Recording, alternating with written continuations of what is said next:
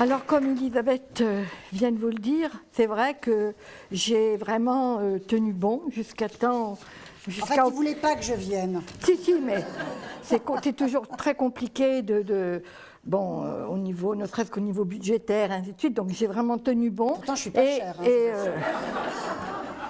Et voilà, donc j'ai réussi effectivement à jumeler deux soirées, c'est-à-dire que je trouvais que c'était particulièrement intéressant que Caroline vienne jouer son spectacle à la Châtre, mais que la veille, elle puisse venir se présenter, puisque finalement, moi je la connaissais fort peu. J'ai vu 2 fois son spectacle sur George Sand, mais je ne suis pas allée voir ce spectacle pour Caroline, je suis allée voir le spectacle parce que c'était un spectacle sur George Sand. Malgré Caroline.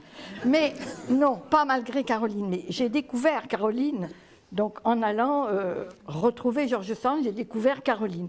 Et j'ai beaucoup aimé son spectacle, je l'ai vu 2 fois à Paris, au théâtre du Gymnase, au petit théâtre du Gymnase. J'ai beaucoup aimé et j'ai trouvé que c'était on en reparlera, mais j'ai trouvé que c'était une façon très originale de parler de George Sand et de dépoussiérer un petit peu tout ce qui est fait autour d'elle. C'est toujours, on ressasse toujours les mêmes choses. Et bon, voilà. Donc je suis heureuse que ce projet ait pu aboutir et d'être ici ce soir. Par contre, c'est pas un exercice que j'ai l'habitude de faire, je l'ai jamais fait. Donc elle m'a dit oh, pas de problème. Moi j'ai l'habitude. Je lui ai dit vous me posez une question, je tiens 1 heure, il n'y a pas de problème. Donc voilà, donc je me suis beaucoup renseignée, je suis allée sur Internet, j'ai beaucoup lu, j'ai essayé de tout lire, le maximum de choses sur Caroline, mais il faut reconnaître que c'est difficile parce que c'est une personne qui est une artiste protéiforme qui éclate de tous les côtés, qui a fait beaucoup de choses dans sa vie, et donc voilà, ce soir, elle va vous en parler. Alors, pouvez-vous nous parler de vos débuts, de votre enfance? Il ne faut pas me faire ce coup-là. Hein. Vos parents étaient artistes. Pouvez-vous nous parler d'eux et de comment ça s'est passé? Donc, vous avez commencé votre enfance, vous avez passé votre enfance à New York. Oui, alors d'abord, je voudrais juste rebondir sur le fait que effectivement, je suis une artiste qui aime faire beaucoup de choses. C'est-à-dire chanter, écrire, jouer la comédie, mettre en scène, voilà, travailler sur l'image. Et c'est vrai que ça a été un point de rencontre très fort pour moi avec George Sand, évidemment. Parce que c'est une femme qui a une curiosité, une vitalité tellement multiple toute sa vie que ça résonnait très fort. Alors pour arriver à l'enfance, je dois dire que je dois beaucoup à ma mère, qui m'a lu du Proust quand j'avais, je sais pas, 8 ans. Autant dire que je m'endormais très vite. Alors, depuis, évidemment, j'ai appris à adorer Proust totalement. Et d'ailleurs, en travaillant sur le projet George Sand, j'ai découvert que George Sand faisait partie des lectures de Proust. Donc, enfin, voilà. Après, tout se tient, tout s'imbrique, tout ça, évidemment, c'est le trajet d'une vie entre la mienne et la sienne. Mais je suis née en France et ensuite mes parents ont été à New York et j'ai eu la chance d'avoir une enfance américaine.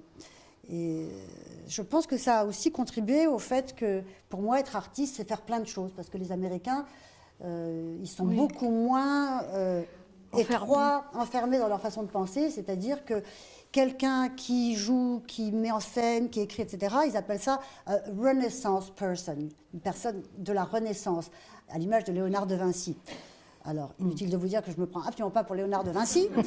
D'ailleurs, je ne sais pas du tout dessiner, c'est une des choses que je ne sais pas du tout faire. Mais c'est vrai que je trouve que c'est une très belle façon de voir les artistes qui sont polyvalents. Et évidemment, quand on est arrivé en France, ensuite je suis revenue en France quand j'avais 10 ans, et la France a un regard qui est un peu moins valorisant sur les artistes polyvalents. Voilà. Mais enfin, là, en tout cas, l'enfance américaine, ça a été un moment absolument extraordinaire. C'est les années 60, c'est des livres pour enfants fantastiques, c'est une télé fantastique, c'est devant Central Park, enfin voilà, qui était notre jardin. Voilà, c'est une enfance assez magique. Vous avez dit que vous ne saviez pas dessiner et pourtant j'ai relevé que vous aviez été, entre autres choses, styliste pour des pochettes de disques. Donc oui, ça veut dire quoi? Enfin... Ça veut dire que je ne sais pas du tout dessiner. Non, j'étais styliste photo, c'est-à-dire qu'en fait, j'ai eu la chance de travailler avec un des très très grands photographes des années 80 et encore aujourd'hui, qui s'appelle Jean-Baptiste Mondino, qui a fait les plus beaux clips des années 80, qui a fait des clips pour Madonna, qui a fait des pochettes pour Prince, pour plein de gens. Et dans ces années 80, comme j'étais apprentie comédienne et qu'il fallait bien que je trouve un petit boulot, comme tous les apprentis comédiens, j'ai eu la chance tout à coup de me retrouver à être styliste photo. Ce qui voulait dire que je devais chercher des vêtements, des verres, une moquette, un costume de King Kong. Enfin bon, c'était... Non mais c'est vrai, j'ai fait venir un costume de King Kong de Londres pour une photo. C'était tout et n'importe quoi. Et c'était très amusant. Et en fait, ça m'a servi 30 ans plus tard, quand j'ai fait de la mise en scène. Je savais où louer les choses. Je connaissais tous les grands loueurs de Paris qui, au fur et à mesure, disparaissent. Mais enfin, c'est des endroits magiques. C'est Régifilm, c'est Locatema. C'est des endroits complètement inouïs. Et voilà, donc styliste photo, ça veut dire juste s'occuper du décor, des costumes, des fringues, des gens. Voilà. Alors, passionnée de théâtre, vous avez dit que vous aviez été apprentie comédienne, donc passionnée de théâtre, vous avez suivi le cours Florent, en compagnie, donc j'ai lu, de Sabine Hautepin, Jean-Pierre Daroussin, et puis sous la direction, à un moment, pendant un stage, de Francis Huster. Pouvez-vous nous parler un petit peu de ce moment-là, de cette période? Oui, alors évidemment, comme j'ai toujours...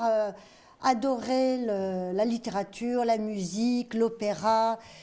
Quand j'étais petite, je tripais complètement sur l'opéra. Donc quand j'ai découvert que George Sand était dingue d'opéra et de Don Giovanni, entre autres, ça m'a bouleversée aussi. Parce que moi, Don Giovanni, j'ai eu mes premières visions de metteuse en scène sur l'aria de Don Elvire. Et voilà, donc le théâtre, la musique, ça a toujours été le cœur de ma vie. Et quand j'ai eu mon bac... je me suis inscrite en théâtre, lettres et cinéma à Vincennes. Au bout de 3 mois, je me suis dit, la fac, c'est pas pour moi, il faut que je travaille, parce que je n'avais pas envie d'être dans une salle de cours. Donc j'ai été prendre des cours de théâtre. Et voilà, j'ai essayé de rentrer au conservatoire 3 fois. Je l'ai raté 3 fois. Mais voilà, parce que c'était... Enfin, j'avais passé des scènes un petit peu compliquées aussi. J'avais passé du copie en 75, c'était quand même pas évident. Une pièce qui s'appelait Loretta Strong. Vous ne connaissez pas Loretta Strong autrement, je vous assure que vous feriez une autre tête. C'était des textes assez compliqués que je passais. J'avais choisi, c'est drôle, justement, je rebondis là-dessus. J'avais passé une scène dans laquelle j'avais choisi le rôle du garçon. Pour les sandistes, ça va résonner, mais c'est vrai que quand Roger Blin m'avait demandé pourquoi j'avais choisi le rôle de garçon dans cette scène, j'avais dit parce que c'est le rôle le plus intéressant. C'est tout, ça me semblait normal, il n'y avait aucune raison que je me tape un rôle de fille emmerdant, quoi. Donc voilà, cette histoire d'ambivalence aussi, de genre, m'a intéressée vraiment très, très, très, très tôt. Très tôt, et voilà, si un rôle de garçon est plus intéressant qu'un rôle de fille, on joue un rôle de garçon.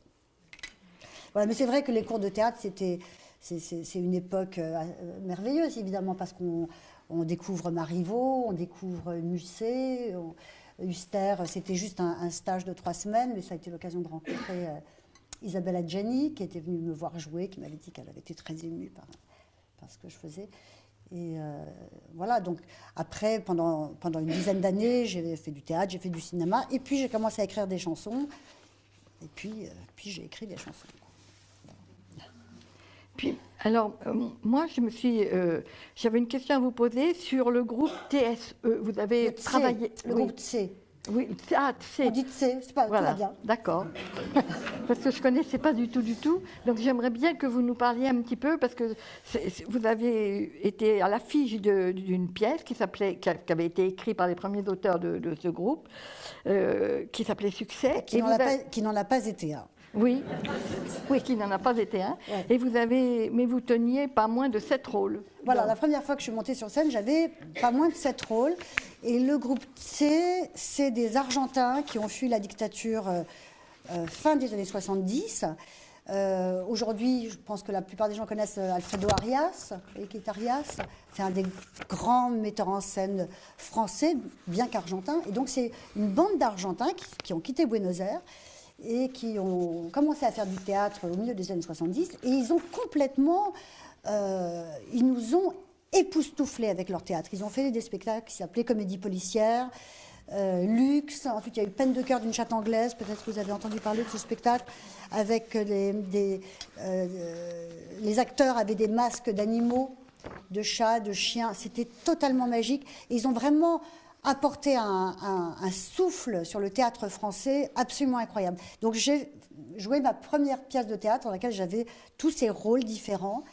Avec des costumes et des décors de Paloma Picasso, parce que les deux auteurs du Tse, qui avaient quitté le Tse, un des deux avait épousé Paloma, donc voilà, tout ça était d'un chic insoutenable.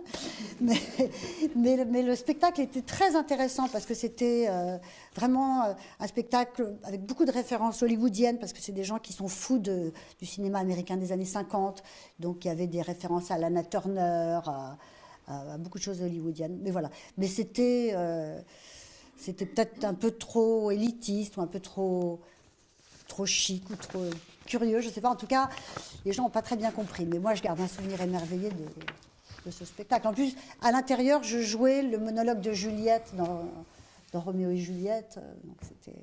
Et il y avait quelqu'un qui était aussi un Argentin qui était venu avec eux, je crois qu'il était argentin, qui a fait toutes les musiques des films de Marguerite Duras, qui s'appelait Carlos D'Alessio, et qui avait fait la musique. Donc j'avais mon air de Juliette écrit par Carlos D'Alessio. Donc c'était magique.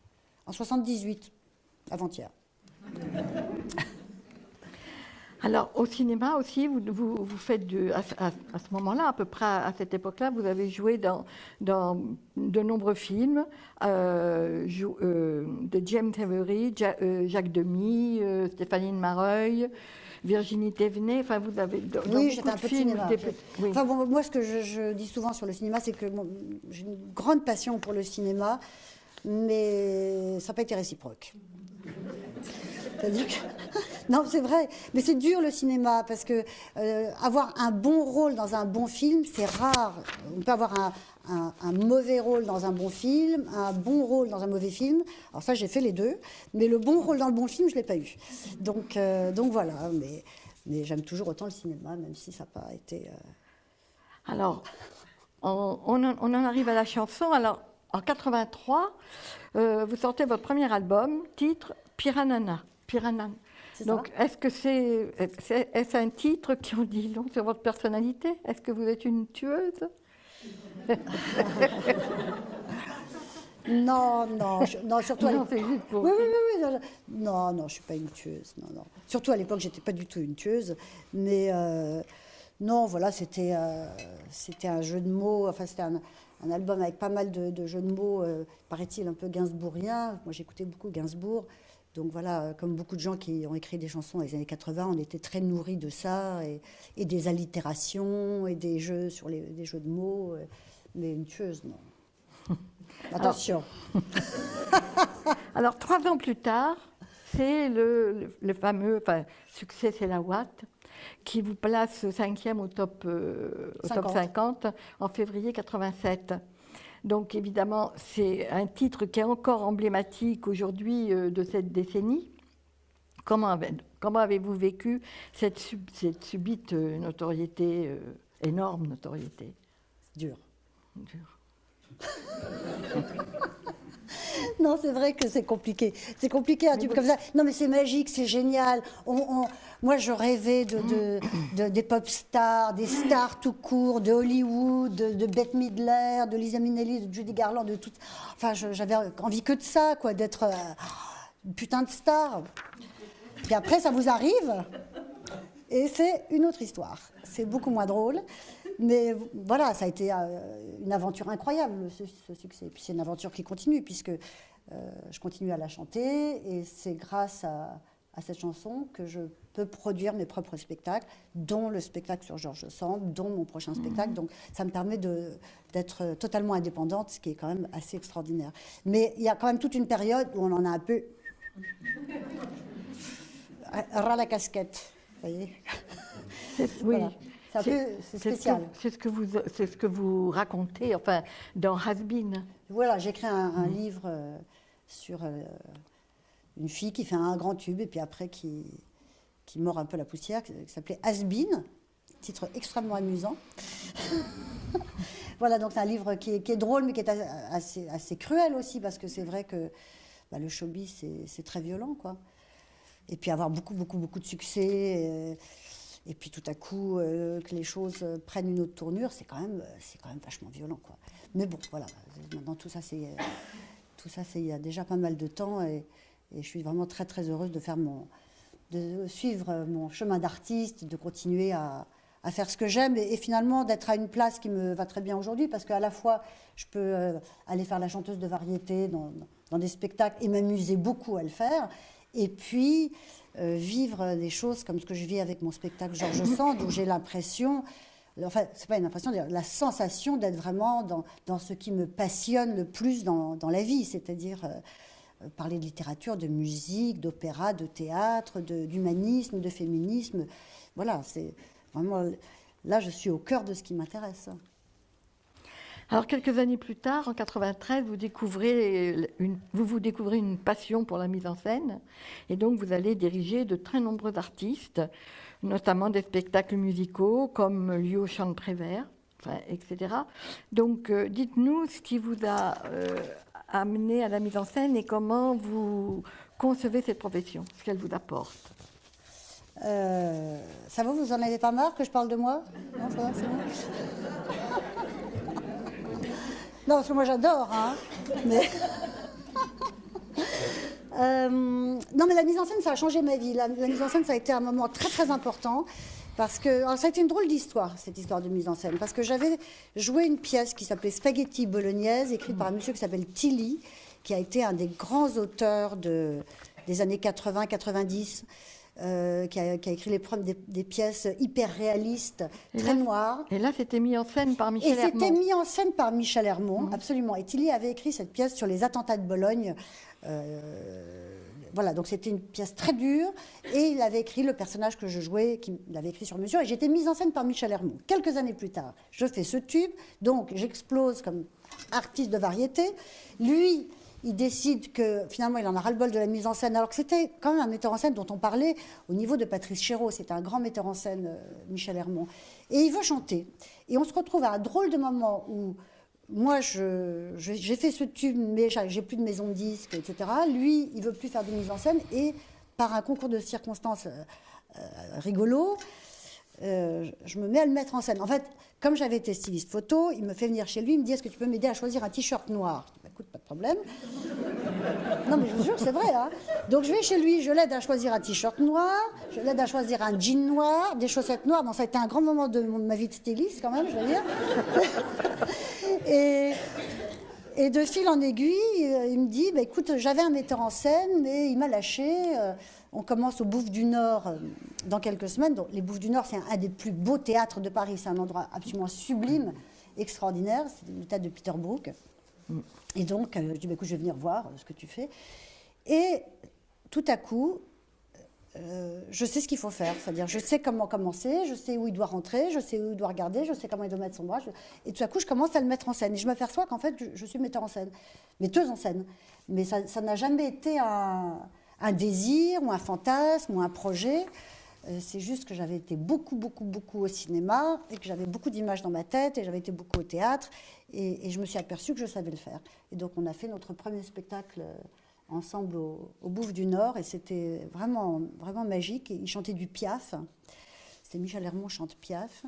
Et ensuite on a fait 4 autres spectacles ensemble. Un spectacle autour de Marlène Dietrich, un spectacle où il chantait du Léo Ferré, Le Voyage d'hiver de Schubert, et un spectacle qui s'appelait New York, c'est allé de Lou Reed à Cole Porter. Voilà, donc ça a été une rencontre artistique très forte avec Michel Hermont. Ce qui a été très compliqué, c'est que sur l'affiche, il y avait Michel Hermont chante, mise en scène Caroline Loeb. Les gens, ils ont bugué complètement. Ils ont rien compris. Non, mais c'est vrai, ça a été compliqué, hein. Ils ne pouvaient pas croire que moi, chanteuse de C'est la Watt, je mettais en scène le grand Michel Hermont. Et pourtant, si.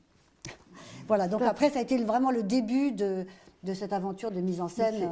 C'est les hasards de la vie et des rencontres, et voilà, c'est une vie, c'est tissé de ça, enfin, c'est fait de Oui, ça. mais c'est aussi que j'avais une vraie culture de cinématographique, et ma mise en scène a toujours été très, très imprégnée de l'expressionnisme allemand, de l'expressionnisme russe.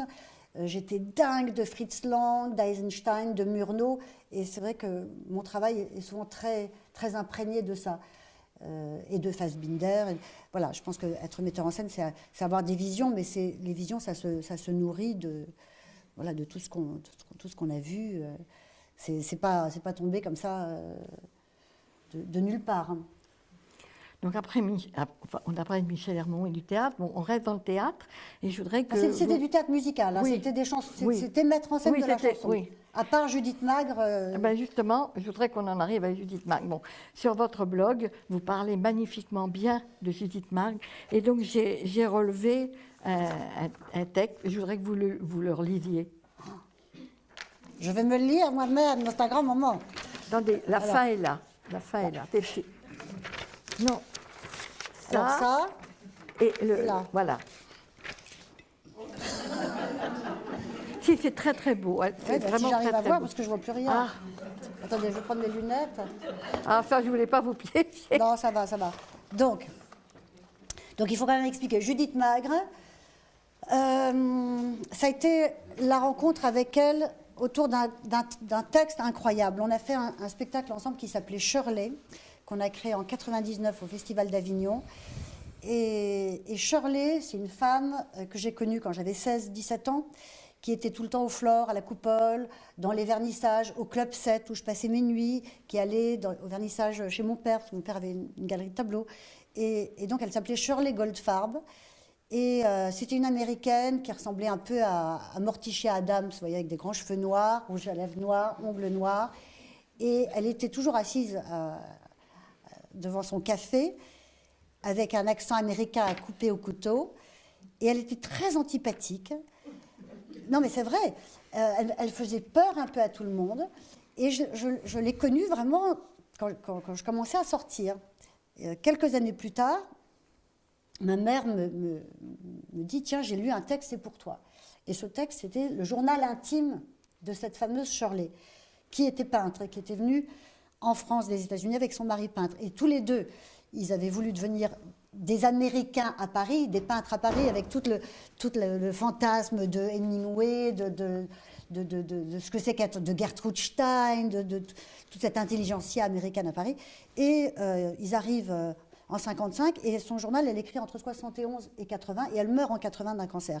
Et juste pour pas faire trop long, ce journal est saisissant d'émotions, de drôleries, de pathétique. Elle raconte comment ils ont peint un rond. En fait, ils passaient leur temps à les bouffer dans les cocktails parce qu'ils n'avaient pas de quoi manger. Et elle raconte ce que c'est qu'une vie d'artiste, avec beaucoup de souffrance, mais aussi beaucoup d'humour. Et donc, j'ai découvert ce texte. À un moment donné, je voulais le jouer. Puis, c'était pas une bonne idée que je le joue, parce que personne ne serait venu, parce que j'étais complètement Selawat. Et donc, je l'ai proposé à Judith Magre.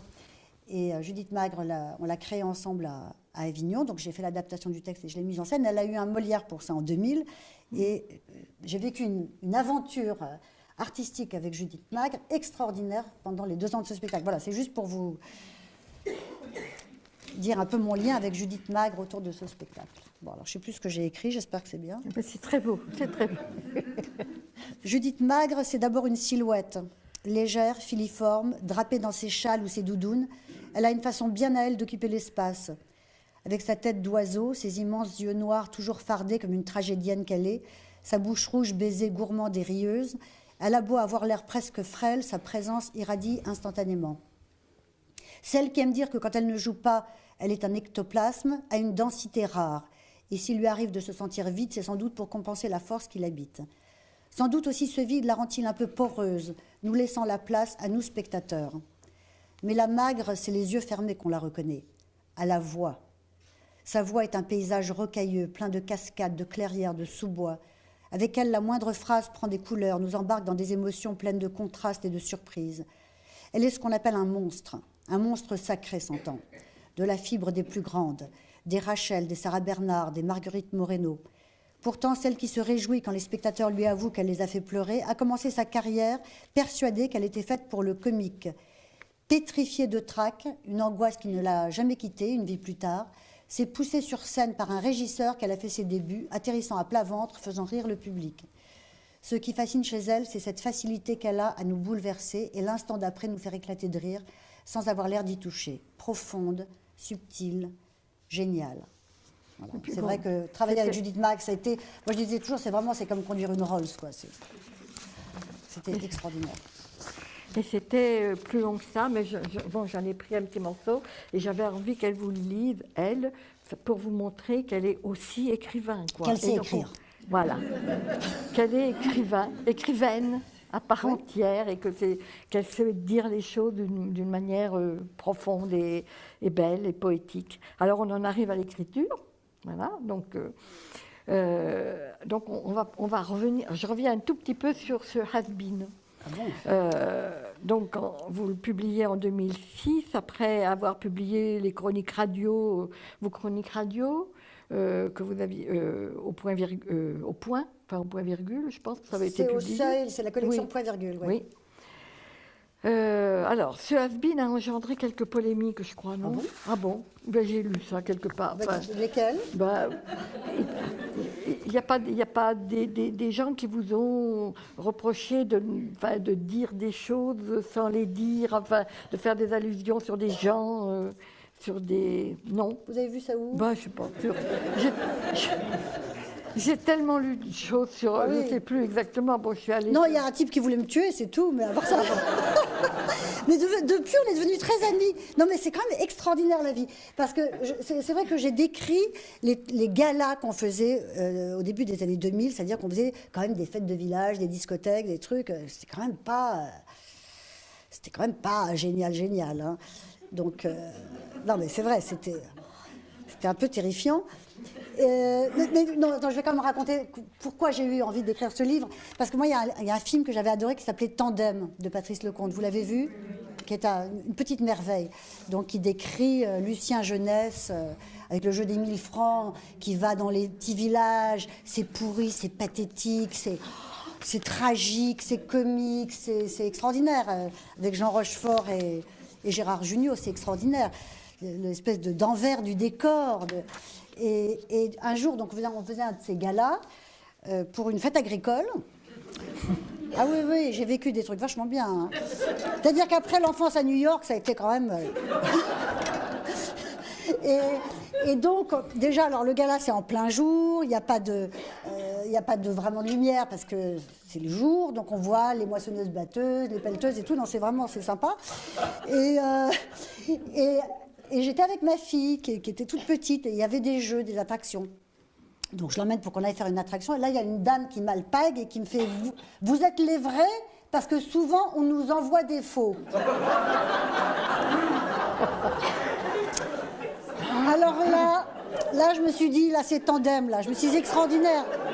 Je me suis dit, mais c'est extraordinaire d'entendre ça. J'ai adoré.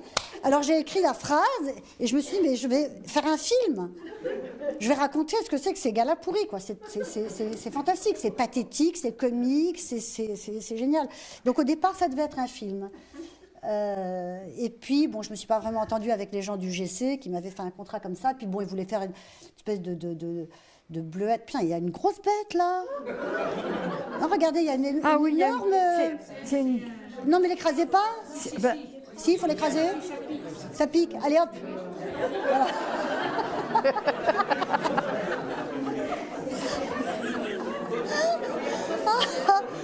Bon.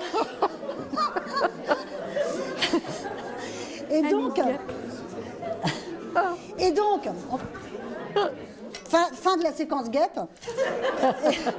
Et donc, il y avait un producteur qui nous faisait faire ces galas. Et il était vraiment épouvantable. Épouvantable. Il nous disait, parce qu'évidemment, tous, on faisait ça parce qu'on n'avait pas un rond, on était complètement pendus financièrement. Enfin, c'était très dur, quoi. Après le tube, quand même, tout à coup, plus personne ne veut vous faire... Enfin, il faut quand même dire, quand on a fait un tube comme ça, on est cramé comme comédienne, on est cramé pour les petits boulons, on ne peut plus aller faire vendeuse de chaussures, on ne peut plus rien faire, quand même, parce que... Non, c'est vrai, parce qu'il faut signer des autographes toute la journée, mais personne ne vous file du boulot. C'est quand même compliqué, hein. Donc, heureusement... Je rencontre quelques problèmes de connexion.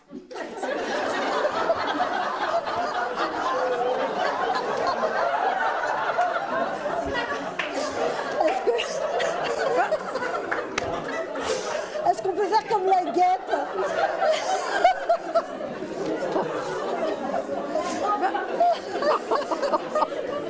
Je comprends pas, j'avais arrêté, je comprends pas. On va l'écraser comme la guêpe, plus portable.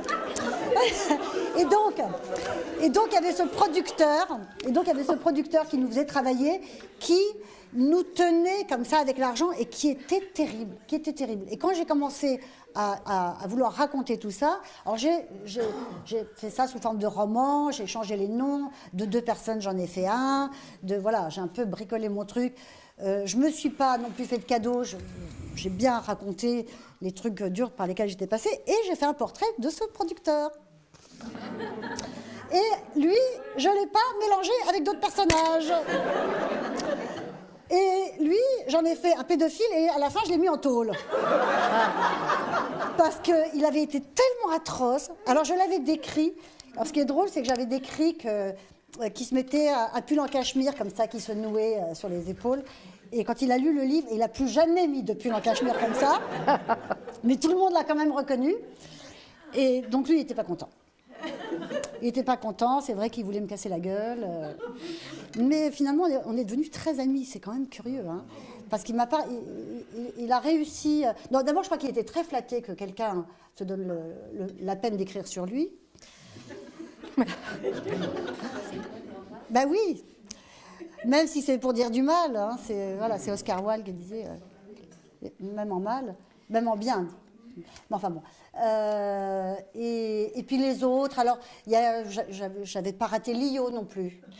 Mais Lio, elle a été extraordinaire. Parce que quand j'ai intégré la tournée Star 80, au début, je rasais les murs quand même. Parce qu'il y en avait plein que j'avais massacrés dans mon bouquin. Je me disais pourvu qu'il ne l'ait pas lu. Heureusement, la plupart ne l'avaient pas lu. Mais Lio, on l'avait lu. Et ça faisait quelques mois déjà qu'on tournait, et puis tout à coup, elle me dit, tu sais, j'ai lu ton livre. Et là, le sang m'est tombé à l'étage au-dessous. Je me suis dit, vraiment, je ne savais plus où me foutre, c'était terrible. Parce que je ne l'avais pas raté. Et elle me dit, mais tu es une artiste. Tu es une artiste, tu as le droit de faire ce que tu veux. Et ça m'a vraiment touchée. J'ai trouvé qu'elle était vraiment très forte. Et de toute façon, avec elle, c'est une vraie histoire d'amour, je l'ai mise en scène. Et c'est une fille que j'adore, elle est compliquée, elle est paradoxale, elle est chiante au dernier degré, elle est belle à crever, elle est insupportable, mais elle a eu quand même l'intelligence de reconnaître que quand on est artiste, on prend la vie et on peut en faire ce qu'on veut. Alors bon, après, l'idée c'est de trouver soi-même les limites. Mais enfin, pour ce qui est du producteur, je suis bien contente de ne pas avoir... de pas m'être mis trop de limites. Non, parce que vraiment, il ne l'a pas volé. Mais justement, le fait, vous venez de dire que vous avez intégré la tournée Star 80, est-ce qu'il n'y a pas une espèce de paradoxe entre le fait d'avoir écrit Has-Been et puis de vous être regroupé avec... Vous savez, le paradoxe, non, à partir du moment où il me demande de le faire, je vais vous dire, moi, quand le livre est sorti, je me suis dit, c'est très bien, je brûle tous les ponts derrière moi, au moins je suis sûre qu'ils ne vont plus jamais me demander. Parce que la vérité, c'est que quand on vous demande de faire des trucs comme ça, ben, c'est difficile de refuser. Parce que c'est quand même très bien payé. Oui. Non, mais c'est vrai. Et c'est quand même vachement dur de gagner sa vie quand on est artiste. Surtout quand on est complètement flingué d'une certaine manière par une chanson. Tout à coup, on ne peut plus faire l'actrice. Enfin bon, je l'ai déjà dit tout à l'heure. Mais c'est vrai que c'est compliqué. C'est compliqué de gagner sa vie. Et ça, c'est une manière quand même assez agréable de gagner des sous. Ça m'a permis de produire mes spectacles. Et à partir du moment où ils me demandent... C'est vrai que j'étais un petit peu en porte-à-faux, mais c'est aussi des gens qui ont de l'humour, qui ont beaucoup d'autodérision, Après, ils ont fait le film Star 80, que personnellement, j'ai trouvé à chier, mais où il y a beaucoup d'autodérision. Dans mon livre, il y en avait beaucoup aussi. C'est des gens qui ont de l'humour, plus ou moins. Hein. Après, chacun sa merde. Hein. Mais voilà, donc moi, c'est vrai que pendant quelques années, c'était pas simple, parce que j'avais quand même bien démoli ce système, et puis j'y ai retourné. Mais en fait, à force de tenir, les choses se mettent en place d'une manière juste. Et c'est vrai que le fait que j'ai écrit ce livre, ça fait que tout le monde sait où je suis par rapport à ça. Qu'en même temps, je le vis beaucoup mieux qu'à l'époque, parce que ça n'a rien à voir avec ce qu'on vivait à l'époque. Aujourd'hui, c'est quand même des zéniths, c'est des bonnes conditions, c'est des lumières sublimes. On n'est pas devant des moissonneuses-batteuses, vous voyez, c'est quand même pas tout à fait pareil. Donc c'est quand même pas la même chose. Et c'est un sentiment très fort de se dire, non seulement je le fais, mais en plus, je les emmerde. Non, vous voyez ce que je veux dire? Non seulement je le fais, mais en plus, j'ai dit ce que j'avais à dire sur la question, et donc je suis honnête et sincère. Et c'est pas que je les emmerde, ça c'est juste pour faire une boutade, parce que j'aime bien rigoler. Mais voilà, j'ai l'impression que les choses sont à leur place. Et en plus, ça me permet d'être libre comme artiste. Donc c'est formidable. Pas mal, non? Enfin, on fait ce qu'on peut. Alors maintenant, je voudrais que vous nous parliez de la réalisation cinématographique à laquelle vous êtes arrivé avec les explicit films. Je voudrais que vous nous parliez un petit peu de cette... Ça, c'est carrément un autre sujet. Oui, mais on est en 2008, c'est-à-dire que je suis un petit peu... Je suis voilà, un fil chronologique. Ok, alors bon, ça c'est un autre sujet. C'est-à-dire que une des raisons pour lesquelles... j'étais très attachée à George Sand et à sa vie, c'est évidemment l'aspect féministe, qui est quand même important. C'est quand même une femme qui a assumé ses désirs, qui a assumé ses contradictions, qui a osé des choses incroyables. Déjà, elle a osé divorcer, ensuite, bon, etc. Je ne vais pas vous raconter la vie de George Sand, si vous voulez, vous viendrez voir le spectacle demain. Mais en tout cas, l'aspect féministe, il est très important. Et il se trouve que j'ai une vieille copine qui s'appelle Sophie Bramley, qui a créé un site de cul pour les femmes. Et ça s'appelle toujours So-Sex, ou je ne sais plus comment ça s'appelle, enfin on s'en fout. Et à un moment donné, elle a eu envie de proposer à des femmes de réaliser des films porno. Et c'est vrai que moi, la pornographie masculine, c'est quelque chose que je trouve absolument atroce. Je trouve ça terrifiant. Je trouve que c'est avilissant, c'est humiliant, c'est dégradant, c'est dégueulasse, c'est pas sexy, etc. quoi. Je trouve ça épouvantable. Épouvantable. En plus, ça crée une espèce de norme de sexualité qui n'a rien à voir ni avec le désir, ni avec la sexualité. C'est un monde à part que je déteste. Et donc, quand elle m'a proposé, quand elle m'a parlé de ce projet de faire des films pornographiques, pas érotiques, pornographiques, par des artistes femmes, j'ai trouvé ça très intéressant. Et en fait, j'ai fait le premier film de la série qui lui a permis d'aller chercher l'argent après à Canal+, pour faire toute une série avec des films réalisés par Zoé Cassavetes, par Tony Marshall, par Mélanie Laurent, par Lola Doyon, qui a fait un très joli film, Laetitia Masson, qui a fait un film très intello, mais très intéressant. Donc voilà, après il y a eu toute une collection de films comme ça, pornographiques réalisés par des femmes, et c'était très intéressant. Il y avait des films passionnants, des films très mauvais, mais ce qui est frappant, c'est que tous ces films étaient très très différents. Et ça donnait une image justement totalement inverse de cette pornographie masculine qui est toujours la même, et où il se passe toujours exactement la même chose à la 10e minute, et après la même chose à la 13e, et la même chose à la 24e, avec des petits scénarios pourris entre. Et les films de ces filles étaient très différents sur le désir. Ariel Dombal a fait un très mauvais film, mais très différent. Et voilà, non, c'était intéressant. Donc le vôtre s'intitulait Vous désirez. Le mien s'appelait Vous désirez. Et il a été présenté à la Mostra de Venise. Et voilà, on a été à Venise. qui était quand même très agréable. Oui. Et il y avait un réalisateur de films de cul italien, un des grands réalisateurs de films de cul italiens, qui avait trouvé mon film bandant. Donc j'imagine que c'est un compliment. Comme quoi, il n'était pas si con que ça. Mais donc voilà, mais c'est le seul film que j'ai fait. C'est vrai que j'ai adoré faire du cinéma. J'ai travaillé avec un chef opérateur extraordinaire. Et voilà, comme j'avais beaucoup de pratiques de théâtre, je savais à peu près ce que je voulais faire. Mais voilà, donc c'était une expérience qui m'a plu. Donc, alors je vais sauter, enfin, vous pratiquez un peu le grand écart parce que des films X, vous passez aux livres pour enfants. Vous avez collaboré aussi à des livres pour enfants. Ben, un peu comme Madonna, hein. Je voudrais pas dire, mais enfin, elle a fait pareil. Ben oui, pourquoi pas? Pourquoi pas? Je vois pas où est le problème. C'était juste une tradition. Oui, bien sûr, mais enfin, comme George Sand, quoi. On aime une chose et puis une autre. Et puis, oui, j'ai participé à un livre-disque pour enfants comme chanteuse. Mais c'est vrai que, en plus, moi, ma culture des livres pour enfants, elle est très forte parce que, comme je vous disais au début, j'ai été élevée aux États-Unis. Les livres pour enfants américains, c'était absolument sublime, c'était extraordinaire de poésie, d'invention, de drôlerie, voilà. Mais voilà, tout ça arrive à des moments différents. Alors, vous revenez sur scène en 2008 avec un spectacle musical, Mistinguett, Madonna et moi. Vous pouvez nous parler un petit peu de ce spectacle qui tourne encore, non? Non, il tourne plus. Du tout. Non, il tourne plus. Là, ce que je tourne vraiment, c'est le George Sand.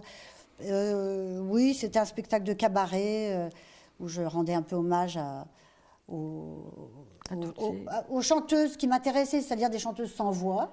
Faut quand même le dire. Non, mais c'est vrai.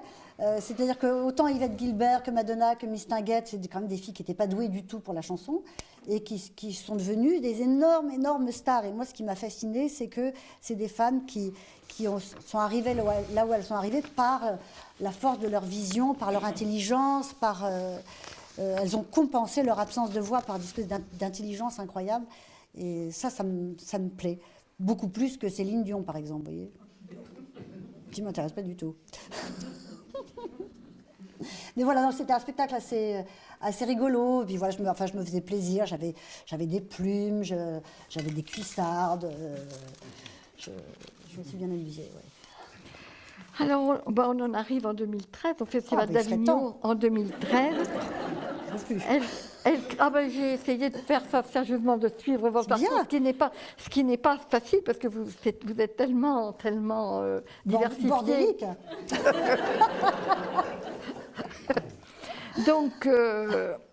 Donc là, à Avignon en 2013, vous créez votre nouveau spectacle, donc ce spectacle. George Sand. Oui. Alors, parlez-nous de comment vous avez rencontré George Sand, voilà.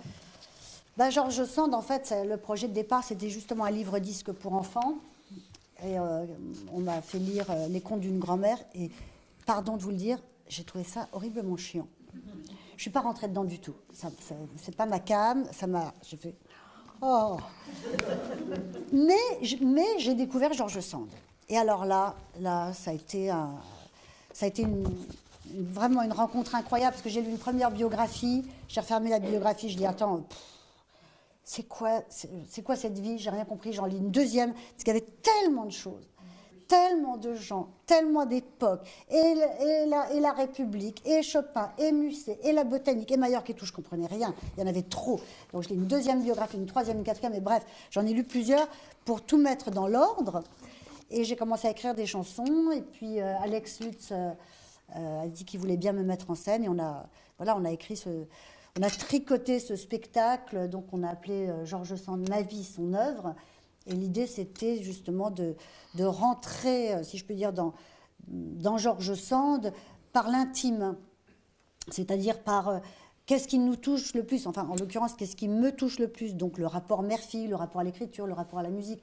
Parce que je voulais pas que ça soit didactique, je voulais pas que ça soit comme un cours de français, je voulais pas que ça soit poussiéreux, je voulais pas que ça soit chiant, je voulais que ça soit vivant. Et voilà, donc le principe du spectacle, c'est que je suis chez ma mère et que j'essaye d'écrire un spectacle sur George Sand. Et que c'est compliqué parce que j'ai des livres partout et que je ne sais pas par quel bout la prendre. Et par ce biais de la mise en abîme, finalement, j'arrive à parler à peu près de tout et en résonance avec ma mère, avec ma fille, en plus à l'époque, ma fille... je me bagarrais pour qu'elle passe son bac, elle était sur Facebook du matin au soir, elle lisait pas, j'avais envie de me suicider, c'était atroce. Et en même temps, tout à coup, je découvre les rapports de George Sand avec Solange, je me dis, mais j'avais l'impression qu'on vivait la même chose. Elle qui s'arrachait les cheveux, qui disait, mais ma fille pense qu'à s'amuser, pourtant elle était tellement mignonne quand elle était petite. Et, tout. Et donc j'ai nourri toute cette histoire de George Sand, de mon rapport à ma mère, de mon rapport à ma fille, de mon rapport à la musique, à l'écriture. Et finalement, c'est presque autant un spectacle sur la création que sur George Sand, même si évidemment j'ai beaucoup de choses sur elle. Mais je voulais vraiment rentrer dans cette chair de qu'est-ce que c'est être une femme qui crée. Une femme qui crée, je pense que c'est aussi très différent d'un homme qui crée. Parce qu'une femme qui crée... elle s'occupe du jardin, elle s'occupe de la cuisine, elle s'occupe de ses mecs, elle s'occupe des enfants, elle fait tourner la baraque. C'est autre chose. Il n'y a pas le côté, je suis dans mon grenier, je suis un génie et Bobonne m'apporte à manger. Vous voyez, c'est pas tout à fait pareil. Absolument, ça c'est... Il y a quelque chose de très ancré dans le réel. Et George Sand, c'est ça qui est magique. C'est qu'en même temps, elle écrit toutes les nuits et qu'elle dialogue avec les plus grands intellectuels de l'époque. Et en même temps, elle a les mains dans la terre, elle va faire des confitures, elle va tailler ses rosiers. Et voilà, pour moi, c'est une espèce de vie idéale, de loin en tout cas. Évidemment, elle a beaucoup souffert, elle a été moquée, elle a été raillée. L'histoire avec Solange et Clessinger, ça a été atroce. Enfin bon, elle a souffert, mais elle a vécu. C'est pas un être factice créé par son orgueil et son ennui. Voilà, elle a vécu d'une manière très, très intense. Donc voilà, je voulais vraiment transmettre ça. Et il y a des chansons aussi parce que j'adore la chanson. Mais elles sont très belles. Elles sont très belles. Et elles sont très belles. Non, mais c'est vrai, elles sont très belles. Alors il y a une chose et en plus, la musique chez George Sand, c'est très important. Il y a une chose qui m'étonne un petit peu, c'est que vous êtes comédienne et on vous met en scène, et vous avez mis en scène des comédiens. Mais vous auriez peut-être pu vous mettre en scène vous-même. Non, je ne crois pas. Non, je crois pas. Je crois pas tellement à ça, en fait. D'abord, c'est un peu comme pour le reste, je trouve que c'est plus marrant à deux. Non, j'attendais juste que vous rigoliez pour continuer. Non, je trouve que... C'est vrai que quand j'ai travaillé avec Alex Lutz, évidemment, j'avais plein d'idées. Et il y a plein de choses que j'ai réglées moi. Et quand on travaille ensemble, évidemment, j'ai des idées tout le temps. Mais j'avais envie qu'il y ait un désir extérieur, un regard extérieur une vision extérieure. Oui. Parce que les visions qu'il a eues, ben, moi, je ne les aurais pas eues.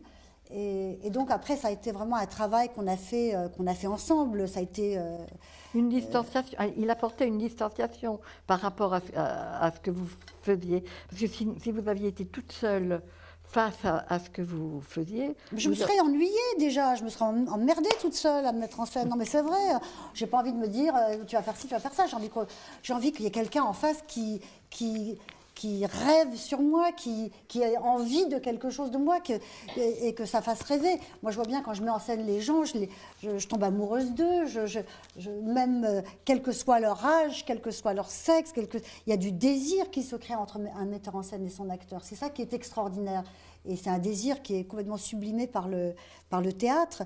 Et j'avais envie qu'il y ait en face de moi quelqu'un qui ait voilà, des visions, des désirs... qu'évidemment que je porterai. Mais je trouve que les gens qui se mettent en scène tout seuls, je sais pas, je trouve ça bizarre, quoi. Il y en a beaucoup quand même. Il y en a beaucoup dans le monde du théâtre. Il y en a. Enfin, est-ce que c'est forcément très bien? Je sais pas. Après, ils font ce qu'ils veulent. Hein. Alors, donc, je voudrais qu'on termine sur le féminisme. Enfin, on ne l'a pas quitté. Enfin, on en a parlé depuis le début, mais sur votre blog, il y a des textes magnifiques des prises de position très fortes et très belles. C'est vrai qu'aujourd'hui, défendre un spectacle comme celui sur George Sand, c'est très important pour moi parce qu'elle amène à une vision de l'humanité qui est belle, qui est généreuse, qui est ouverte, qui est curieuse. Elle donne envie de lire, elle donne envie d'écouter de la musique, elle donne envie de faire l'amour, elle donne envie de faire la cuisine, elle donne envie d'aller se promener dans les champs, elle donne envie de faire du cheval, elle donne envie de tout. Et voilà, des personnages qui ont vécu ça et qui continuent à vibrer aujourd'hui, c'est magnifique. Et on a besoin de ces modèles-là, on a besoin de ces gens-là qui nous tendent un miroir sur ce qu'on pourrait être. Et oui, parce que George Sand, mal, c'est non, effectivement, comme, oui, c'est bien comme conclusion. George Sand, c'est l'amour de la vie, quoi, de toute façon, Voilà. qui est toujours le plus fort. Voilà. Voilà. Donc,